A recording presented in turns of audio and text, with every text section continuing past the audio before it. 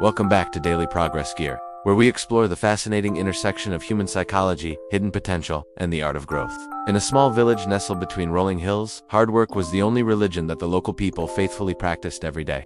However, there was one exception named Ryan, a young boy who was famous throughout the land for his unparalleled and legendary laziness. The elders would often shake their heads in disappointment, claiming that Ryan would never achieve anything significant due to his lack of effort. But what the villagers mistook for simple laziness was actually a mind constantly calculating how to preserve energy and avoid unnecessary exertion.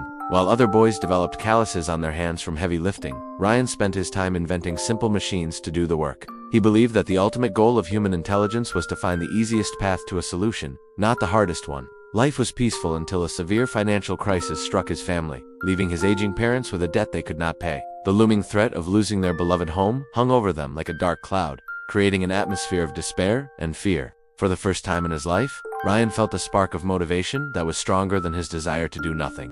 Just then, news arrived that the king was holding a grand contest to find a new royal builder with a massive reward. The prize money was exactly enough to clear his family's debt and secure their future. But the challenges were known to be brutal. When Ryan announced his participation, his father sighed, fearing his son's lazy nature would lead to humiliation in front of the kingdom. Ignoring the doubts, Ryan packed light, taking only a few tools that he believed were necessary for strategy, not for brute force. He set off on his journey, fueled not by the desire for glory, but by the urgent need to save his family. The royal arena was intimidating, filled with warriors and builders who looked like they could lift mountains with their bare hands alone. Ryan stood amidst the giants, looking completely out of place, yet his eyes were scanning the environment, analyzing every detail of the arena.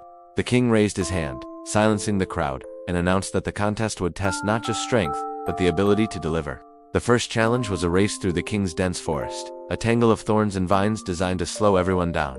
Most competitors immediately began hacking at the bushes with fury, trying to force a straight path through the resistance of nature. Ryan, however, stood still for a moment, looking for the deer trails that naturally wound through the forest with the least resistance. He found a winding path used by animals and jogged through it effortlessly, conserving his energy while others exhausted themselves fighting the forest. He arrived at the checkpoint first, looking fresh and relaxed, while the strong men stumbled in later, bleeding from thorns and panting.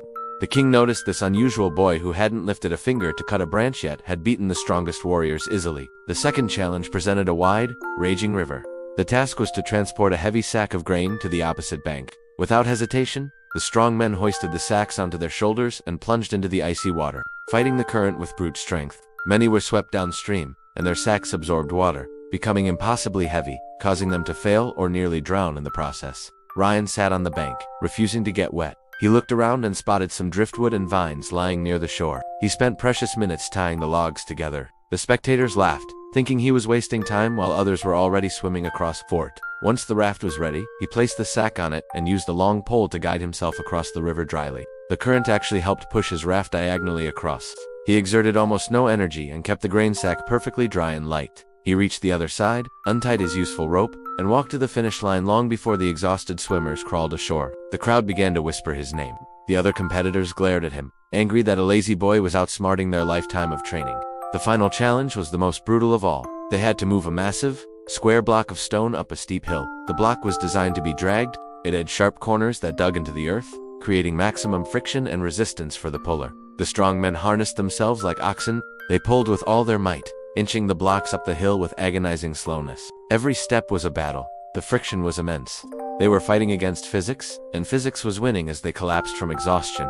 Ryan looked at the square block and shook his head. He knew that dragging that shape up the hill was a fool's errand.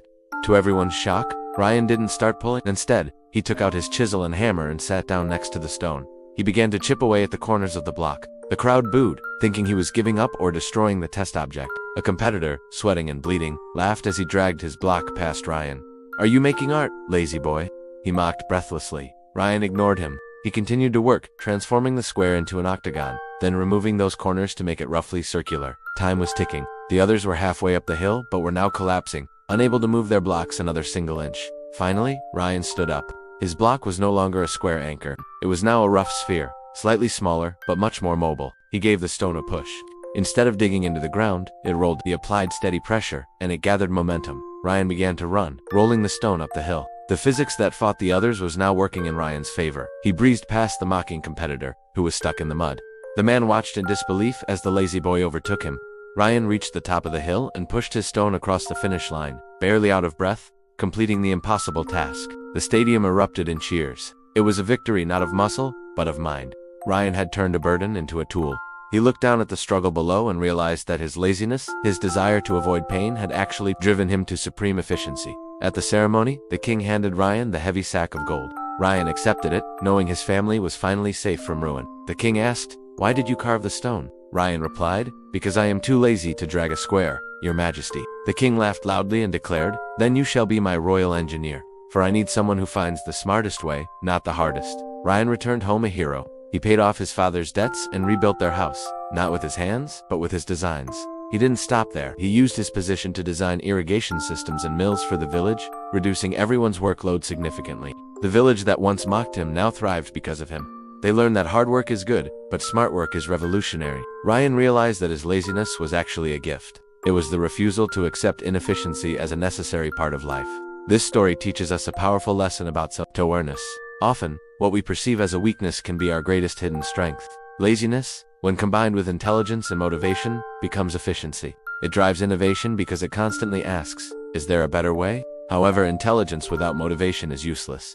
Ryan only acted when he had a why, his family. That was the fuel for his engine. History is filled with innovators who were considered lazy because they automated tasks. They didn't want to work harder. They wanted to work smarter. In our modern world, this applies more than ever. Don't just grind blindly. Step back, analyze the friction, and carve your own sphere. Ryan lived a long, happy, and very comfortable life. He never lifted a heavy object again, but he moved mountains with his mind. He taught his children that effort is valuable, but applied thought is priceless. Don't be busy, be productive. There is a difference. His chisel and hammer remained on the wall, a reminder that the right tool, used at the right time, beats infinite strength. So, ask yourself today, where are you dragging a square block in your life? Where are you fighting friction that you could eliminate? Are you working hard just to feel busy, or are you actually moving forward? Sometimes, the smartest thing to do is stop and think. Embrace your inner Ryan. Use your desire for comfort to find better solutions. Let your laziness drive your innovation, not your stagnation. True progress isn't about how much sweat you lose. It's about how much value you create with the energy you have available. When you align your unique traits with a powerful purpose, you become unstoppable. You turn the obstacles of life into stepping stones. Remember, the goal is to reach the summit. Whether you climb the cliff or build a helicopter, the view from the top is identical. Ryan saved his family, not by changing who he was, but by using who he was. Be proud of your unique mind. Analyze the problem, innovate a solution, execute with precision. That is the formula for success that we celebrate here at Daily Progress Gear. We hope this story has inspired you to look at your own challenges differently. Maybe the easy way is actually the right way. Thank you for watching Daily Progress Gear. Subscribe now to discover more inspiring stories about turning weaknesses into your greatest strengths. Goodbye.